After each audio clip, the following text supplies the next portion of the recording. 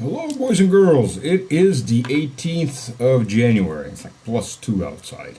This is one heck of a interesting winter. My yard's like half clear of snow. So yeah, normally would have quite a bit of snow about this time, but it keeps snowing and it keeps melting. So the warmest winter I can recall. Anyways, consider last year was a snow disaster that happened every single day. But anyways, I digress. So,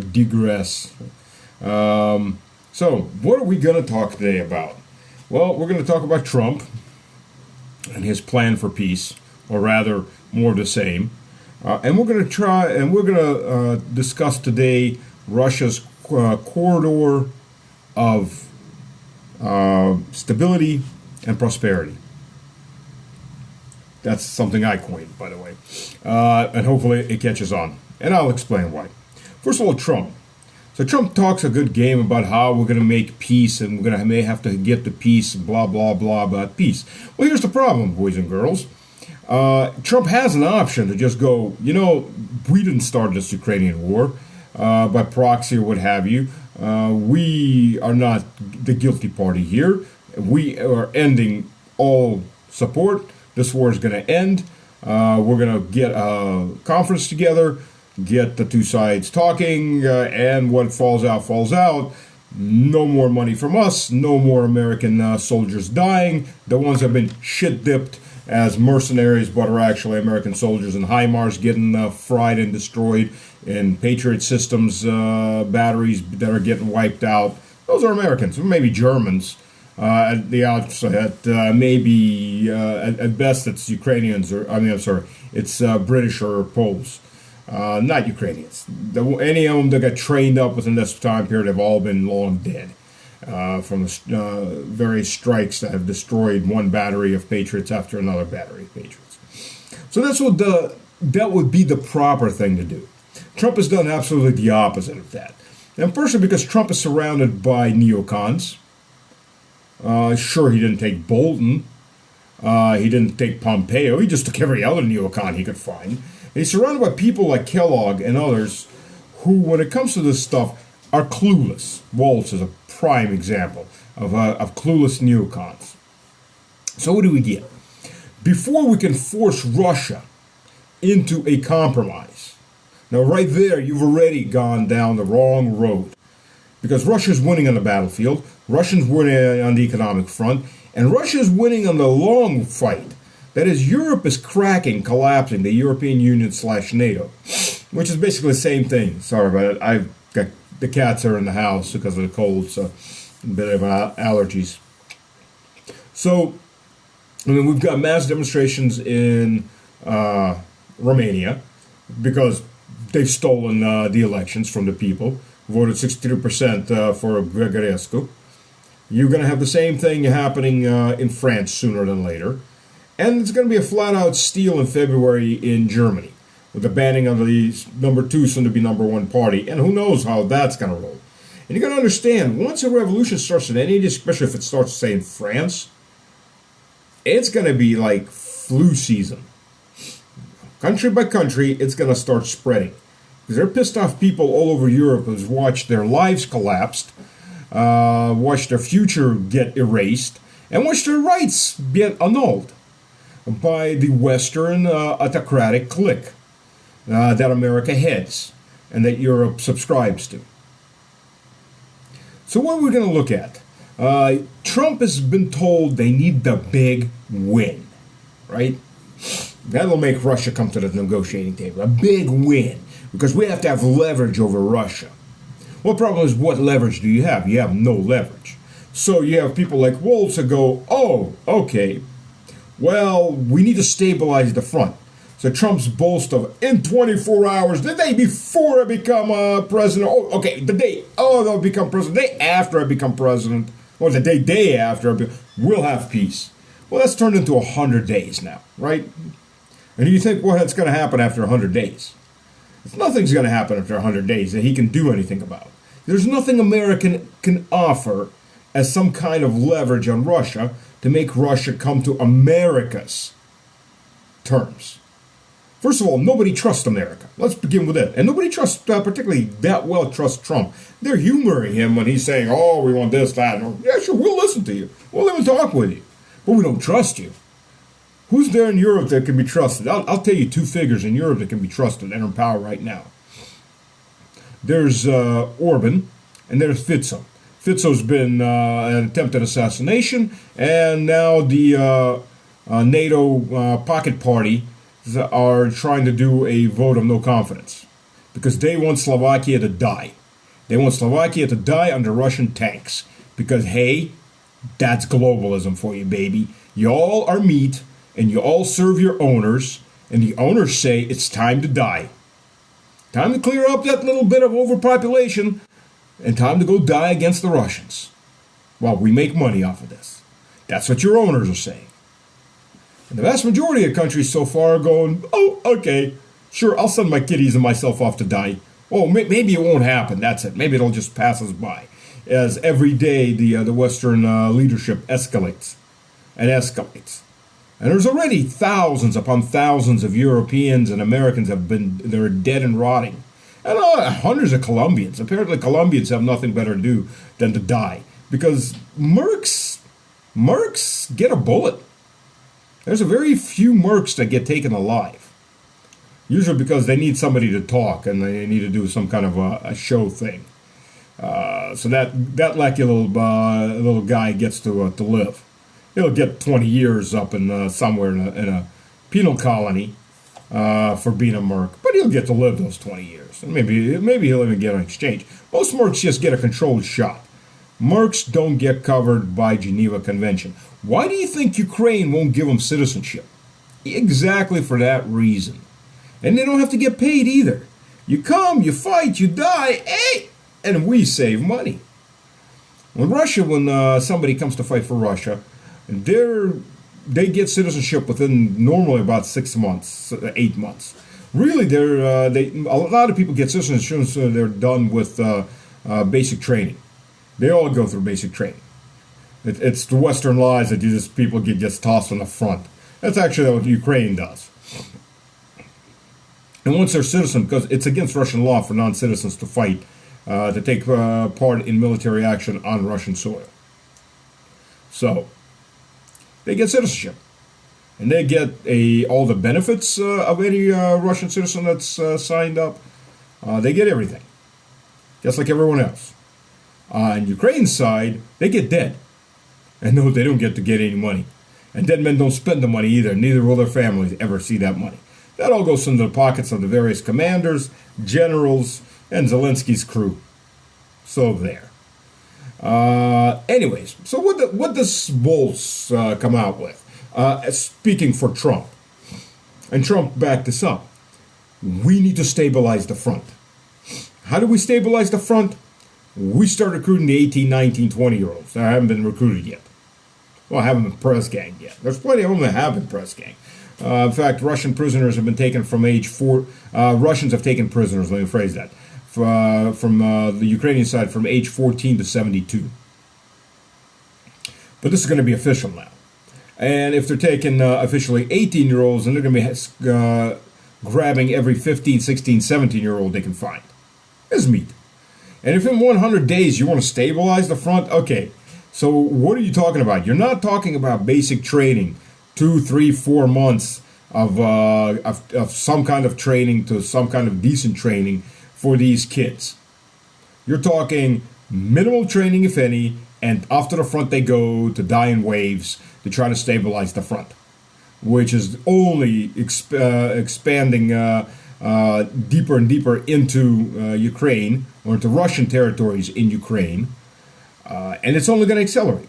Ukrainian losses are growing exponentially because the people that are experienced are worn out, and there aren't getting to be fewer and fewer of those, and the new meat isn't surviving. So Trump's plan now, via Volts, is stabilize the front. That's their new slogan for mass recruitment or press ganging of kids to die for America. So Trump can get the big win, because that's the mentality of Washington. It's not a mentality of, okay, enough. This is stupid that Trump keeps blah blabbing about. The problem is Trump isn't blah blabbing just about, oh, it's enough. Trump's putting borders on that. It has to be a big win. So it looks like he won. He forced the Russians into negotiations. Even if some of that land goes to Russia temporarily, and then we'll win it back in the next war. It'll be the big win. But it won't be the big win. There's nothing Russia can, the U.S. can do. It can force lots and lots of Ukrainians to die off, the younger generation, which is already very, very small. Ukraine has a very negative population growth. And once these 18, 17, 16, 15, 14, 13-year-olds are dead, maimed, Ukraine is a dead nation. It already is a dead nation. But once the kids are murdered off so that America can get the big win and Trump's ego can get a little bigger because it got the big win, Ukraine is dead man walking. Just a lot faster. If you look at the population pyramid, it's not a pyramid, it's a diamond. It is a diamond. And the wider edges of the diamond are the 25 to 50-year-olds. And they've been getting, even from the female side, because every sixth soldier in Ukraine's army right now is a woman. And they're getting dead just like everyone else. So, what's the next big deal to make Russia, come to the table? Sanctions! That's right. Trump and his crew are planning a new round of sanctions. Because of the last 15 friggin' packages, or 16, or however many they're on nowadays, most people in Russia don't give a damn and they don't remember, doesn't work, we'll try it some more. Now, Russia's counter-sanctions are already going to be hitting the U.S. pretty hard. No more enriched uranium for nuclear reactors. Yeah, U.S. doesn't really enrich uranium. As a matter of fact, while Russia doesn't own the majority of uranium, actually the biggest stockpiles of uranium ore are in Kazakhstan. Russia is responsible for 70% of the uranium enrichment. That's stuff U.S. can't do anymore. But Russia can. The country masquerading as a gas tank. Well, uranium enrichment is actually a pretty difficult high-tech process that most countries can't do. In fact, the vast, vast, vast majority of countries can't do it, including almost all of the West. So no more enriched uranium to the West means all those nuclear power plants are going to have problems. At least the ones the Greens haven't shut down yet. So maybe Google is not going to be able to start up 3 Mile Island for its supercomputers after all. No fuel rods. No enriched uranium, no fuel rods, no nuclear power. Whoops. Yeah, well, that's how counter-sanctions work. Kick them in the balls where it counts. But the U.S. is going down that sanctions road. That's right. We'll do more sanctions. We'll get the big win with the sanctions. Because 3 years of insane sanctions hasn't worked, we'll throw some more on. It's the Trump way. Okay. So basically what you're looking at, there is no difference who you vote for in America. You're going to get John McCain. And that was, by the way, Judge Napolitano. Very well said. America's curse is no matter who you vote for, you get John McCain. And now you're going to get the orange version of John McCain and his little squad of neocon psychopaths. By the way, interesting how Tulsi Gabbard flipped on basically warrantless searches of Americans. Yeah, that didn't take long. A little smell of power and position, got her flipping real quick. We'll see how she performs once she's actually in office, but that's a pretty bad sign right off the bat, I would say. But, that's just me saying it from the sidelines. So, when sanctions don't work, when the 18-year-olds don't work, when throwing more weapons, which, by the way, is now really beginning to hit the U.S. military stockpiles. I mean, the actual, not strategic even stockpiles, but the more tactical stockpiles. What's going to be next? Well, probably it's going to be Europeans dying in mass in a big war with Russia. Reuters sure thinks so. That would be really nice. He'd probably send off the useless eaters, the retirees first. Because, you're already spending money on them. They might as well earn that money. They're good for maybe one body wave before they die off. So might as well send the grandma and grandpa to fight for the greater good of the financial class in the West. Why not? That way you can reroute all that money to making more tanks. So Germany can go from making 8 tanks a year, brand new, to making, oh, I don't know, 20 tanks a year, brand new. By the way, Russian manufacturing on brand new tanks, T-80Us and T-90 Proryov, the very newest T-90s, went from 200 new manufactured tanks a year in 23 to 400 manufactured tanks a year, especially 2 new divisions, plus another 2,000 plus tanks that were refurbished. Older T-72, T-64 models have been refurbished with new systems and new turrets and new control systems. How much is refurbishment are they doing on the Abrams? How many Abrams were manufactured last year? South Korea is basically out manufacturing the U.S. at this point when it comes to weapons. So, Iran.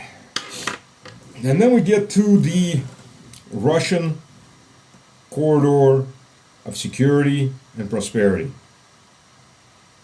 Russia signed an agreement with Iran on mutual defense, mutual economic development, and mutual exclusion of the dollar and the euro in internal trade. So that makes the third country Russia signed that with. Belarus, North Korea, and Iran. So if Israel, Netanyahu, decides to expand this war, or any of those Christian Zionist heretics from Christianity, because if you actually read the Bible and what Christ said about the vineyard, go read that. What Christ said about the vineyard. It's in all four of the evangelists in the New Testament. When he was coming into Jerusalem, Christ told a parable to his disciples. Go reread it and pay attention to what that parable actually says as far as Jerusalem, Israel goes. You really need to. So it rather puts the entire Christian Zionism Protestant thing on its ear. Well, then again, now, if Israel gets that big fire going, U.S. wants to get in on it, it's now automatically at war with Russia. It may be at war with China, as a matter of fact, too, while we're at it. But it will be automatically at war with Russia, Belarus, and North Korea. It's going to make fun for South Koreans, because they're going to have to really choose quick. Are they stay neutral, or are they going to get involved in a big war? A dying society where almost 40% of the people are retirement age. Yeah, okay. That's going to be an interesting shit show to watch. So anyways, additionally, trade goods, because now you've got the north-south corridor going. You got the north-south corridor going, where Russian goods and Russian gas and oil is going to be also going through the ports in Iran. Additionally, with the Iranian gas and oil. And on top of that, this year in Kazan, the Kazan Forum, Russia is going to sign a bilateral agreement with the Taliban in Afghanistan to run down two roads Russian LNG tankers. And where today it's tankers, tomorrow it's going to be a pipeline. And guess what happens? So this gas is going to be coming down. Iran, part to Iran, part it can go to India. Of course, there's Pakistan. Pakistan, as we know, has had a coup. Imran Khan, who's one of the most popular leaders Pakistan ever had, was deposed. The next elections were even canceled so he wouldn't get reelected by an American-backed junta. And Khan just got 14 years in prison by the American-backed junta because Khan refused to feed weapons and ammunition to Ukraine, and he was looking at peace. And America can't live with peace. America has to have war. It is a vampire that feeds off of war and blood and suffering. It always has to have the enemy, because that's all it's ever been built on, is the enemy. Whether it was the Red Man, the British, the French, the Mexicans, someone was always the enemy. That's the motive for motive operandi for expansionism, constant expansionism. And now that Trump is doing the Monroe Doctrine, that is the curse of the Western Hemisphere, for every single nation in the Western Hemisphere is the U.S., because the U.S. has done everything it can to strip the resources and stymie the development of every single nation in the Western Hemisphere. The U.S. destroyed the high-tech industry in Canada, by the way. That was in the 80s and 90s. The U.S. has destroyed the agro sector in Mexico. That was NAFTA. NAFTA just massacred that sector because U.S.-backed corn production, which goes off the $1 trillion farm bill, just poured into Mexico and destroyed the Mexican agricultural sector. Why do you think the Mexicans suddenly started really moving up north to find work? Because their villages were going bankrupt. Yeah, they don't tell you all that. And when you're screaming NAFTA is bad, and we're only getting screwed by the Mexicans. No, the Mexicans, first of all, got screwed by you. Well, not by you personally, you're just a tool. You got screwed by your owners. That's how things run. So, now Russia's got 4 countries with a possibility of more joining that are going to be fully dumping the Western currencies and our mutual defense pacts. 2 of those countries are nuclear powers. Because if you don't think North Korea has nuclear weapons, you're seriously kidding yourself. They do. And they're not going to give them up. Not after what they've seen the U.S. do left and right. And pretty soon Iran's going to be a nuclear power. Because they're understanding that they're not going to have much of a choice. The fatwa they had against nuclear weapons is, if it doesn't go away, it'll go away. The Israelis won't give them any peace. That's the only way they're going to have any peace. The Israelis are hell-bound on mass genocide, and Netanyahu needs war to stay in power. Otherwise, he goes to jail. They quite well understand that. So now you've got the co-prosperity sphere on 4 nations. Who's going to be next? It may be China, and it may be India and Pakistan. You see, India needs that gas, and it needs that oil. And with the U.S. trying to do this crap on the shadow fleet, along with the EU, it's not a shadow fleet. It's the Russian-owned tankers that aren't insured by Lloyd's of Austin. Lloyd's of Austin, by Lloyd's Bank in London City. So, that's why it's called a shadow fleet, because the West isn't making any money off of it. Well, what you need a regime change in Pakistan. And Khan's alive, and I'm sure there could be a counter-revolution in Pakistan. Because all of a sudden, what happens? Once you've got oil and gas running and other resources and Russian manufactured goods running through Afghanistan, through Pakistan to India, feeding, by the way, Pakistan and India, the incentive for Pakistan and India to keep fighting these stupid wars that the West is making much money off of because it keeps them divided against each other, it goes away. Prosperity comes in. And the last thing the West needs is for these little brown people to suddenly get prosperity. Oh, they may start developing faster than us. And we're the master race. Whether or not the West wants to say that or not, it's exactly what they're thinking. As they talk down their nose at everybody who isn't from the West. As they West-plain your society, your culture, and how you should live. That is, you should be serving them, selling your resources for nothing, so they can have a good life, and they'll send you their junk and their recyclables so you can do something with them, and they can say that they're clean and they're first world because they don't have any trash, and look how green our energy is, and all the other little fantasy crap that they push around the world for children and small children and foreigners to believe in. Now you've got this pro-prosperity sphere, this corridor of security and prosperity. And if it goes down to India through Pakistan, that's going to be, China is going to wind up joining that too, and which actually ties in rather well with the Belt and Road Initiative, because this provides a security that cannot be exempt from Belt and Road Initiative. And stability in these countries that the U.S. is doing everything it can to destroy. Now imagine, from Russia, through Iran, Afghanistan, Pakistan to India. Peace, stability, and prosperity. It's insane. Who's going to join on the West? Probably Iraq, that's for sure. And maybe even Syria, because HTS, it's one thing to grab power, it's one thing to be the opposition, it's another thing when you actually have to rule. Things become a lot more difficult when you have to rule. You have to make certain decisions. Because if you don't you can do the oppressive rule. That means every single time you go to bed, you got to wonder, is there going to be somebody willing to put a knife or a bullet through your head or a knife in your heart while you're sleeping? Because society's always going to be pissed. You're always one spark away from another revolt, another civil war, another overthrow. People tend to do that when they're poor and oppressed. Go figure.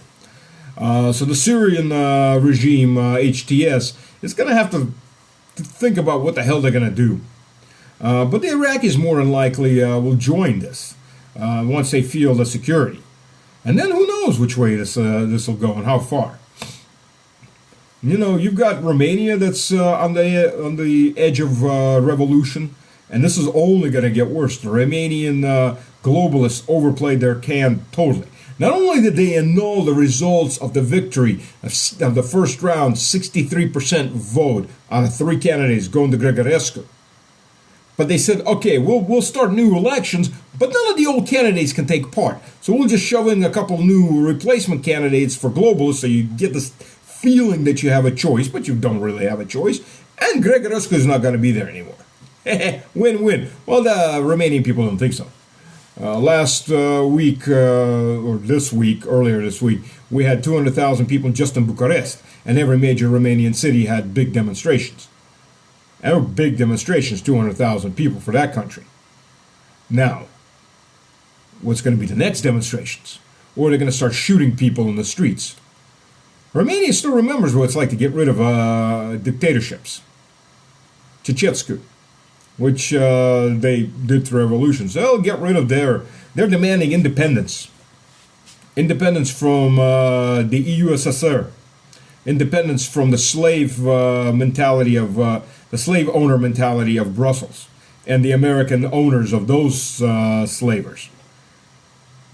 And again, where's that revolution going to, once that revolution starts in Romania, where's it going to spread to? Moldova? Bulgaria? Croatia? That's something to think about. So there you go, ladies and gentlemen. That's our day right now. And let's look forward to understanding and the expansion of the Russian security and prosperity corridors. God bless.